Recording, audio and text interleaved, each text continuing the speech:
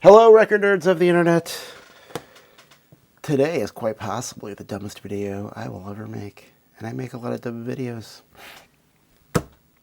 I'm going to compare an OG Chicago, I think it's 9, I don't know, versus the Walmart exclusive yellow vinyl reissue, limited edition, probably 100,000, who knows, Chicago number 9 greatest hits. Let's talk about it.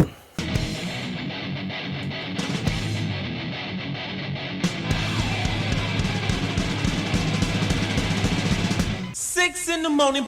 Hey, real quick before this video starts, I realized that I forgot to say what equipment I use to compare these. A person who shall remain nameless, Michael Forever, once complained on one of my videos that I didn't say that in my video. It was in there, he just didn't watch it far enough. Anyway, so this is a comparison video brought to you by the gear of a VPI Scout with a Audio-Technica AT33SA cartridge into a modified Rogue Stealth phono preamp into a Manley Shrimp preamp into a Rotel 1552 MK2 power amp into KEF R300 speakers. Thanks. Okay, so Chicago is not a band that I listen to at all. I have been trying to get my wife to accept records more into our lives since, you know, we are married, right? And so she's like, you know what? I would like to hear Chicago. And I was like, what? Chicago? I've never known her to listen to Chicago. And there was a song that she wanted to hear, and it's called, I don't know, because it doesn't list the songs on here. Well, I don't know, some song. And I'm like, I guess I'll find it. And so I narrowed it down to just buying her the greatest hits, because, I don't know, she's not really into Chicago that much, but she likes their hits, I guess. Who knew? So I found this. This is the original on Columbia. This is a first pressing. Stay. And you can tell this by, it has this non-generic Columbia sleeve. It also has a printed inner sleeve. Oh, so the song that she wanted to hear was, I don't know. I don't even remember. Guys, I'm a horrible husband. Don't tell her. She already knows. I initially put this thing on, and I was like, holy cow, this is one of the worst sounding records I have ever heard. And this thing came out when they were still making records, so they have really no excuse to put out a bad record like this. None at all. This came out in 1975, the year that I was born. And so I found this unacceptable to listen to. It sounded horrible. So I noticed at the local Walmart, my son and I like to, when we're stuck at Walmart, we will go look at the records, and I found this. Limited edition, exclusive yellow vinyl. Again, of how many copies, one can only speculate. It's got to be probably tens of thousands. And it's 1997. Which, if you think about it, God, I need to get a better way to display these things. Guys, this channel sucks. I apologize. If you think about it, like I paid $7 for this in near mint condition, and then this thing is brand new for $20. So your better value is obviously the original. But does this fix some of the sins of this? So I should explain what I didn't like about this. So this sounds like an AM radio. There's no low end. Everything is kind of mushed together. The highs are kind of really in your face, kind of glaring, and it just isn't a great sounding experience. I hate to tell you. So then I picked this up. I'm like, you know what? I will do the work of determining which is the best Chicago's Greatest Hits record, since no one else cares to. And I don't really care to, but someone's got to do it. No one really has to do it, but here I am. So let's discuss this thing. So it has the same inner sleeve, which is nice. Oh my God.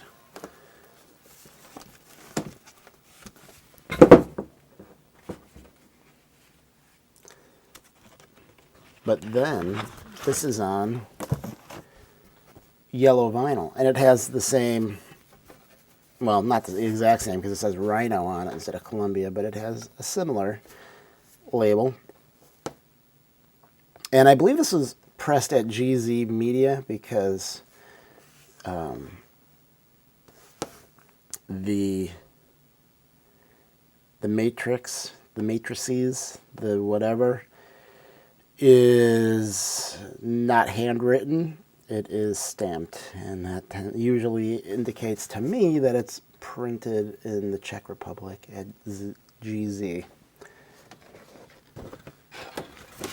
So in comparing these two things, does anyone want to see the matrix, the dead wax of these things? Hold on, I'll show you. So this is the matrix on side 1 of the original. If I can get this in focus, there we go.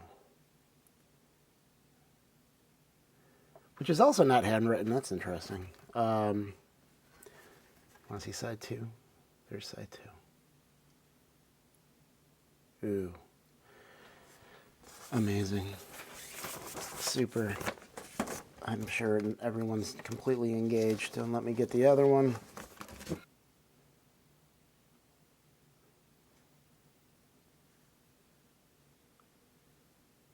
Ooh. Then there's this over here. If I can get that in. It's so much easier on the black.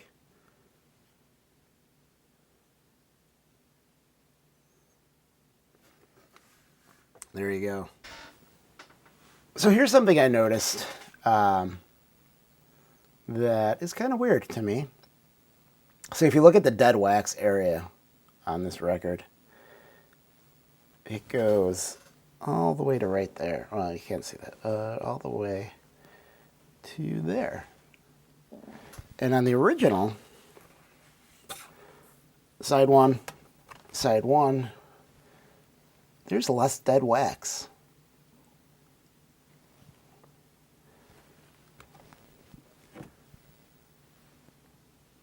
Clearly there's a significant difference in the mastering in terms of maybe the space between the grooves. I don't know.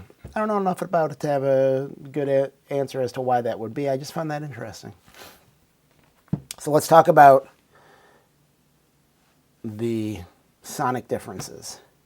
So like I said, this thing is bright and has a pretty narrow sound stage.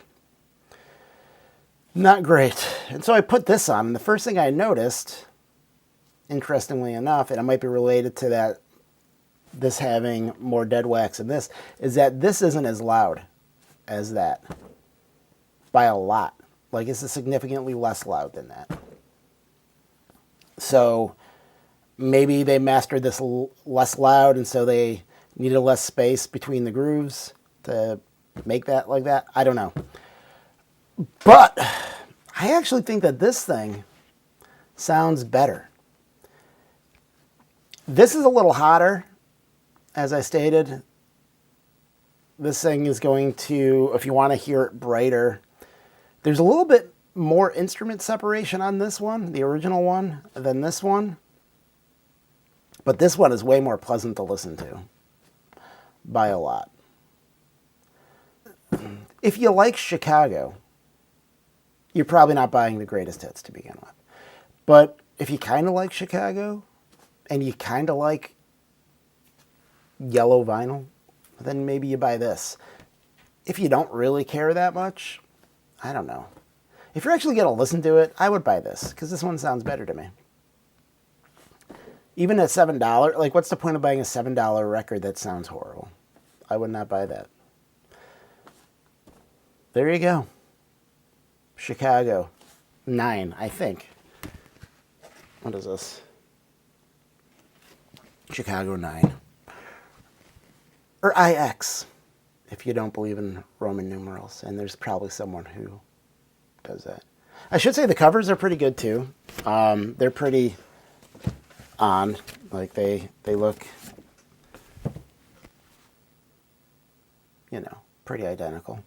Except again, Rhino versus the original. Oh, I should say that this has a much lower noise floor too than that, because that's a, how old am I?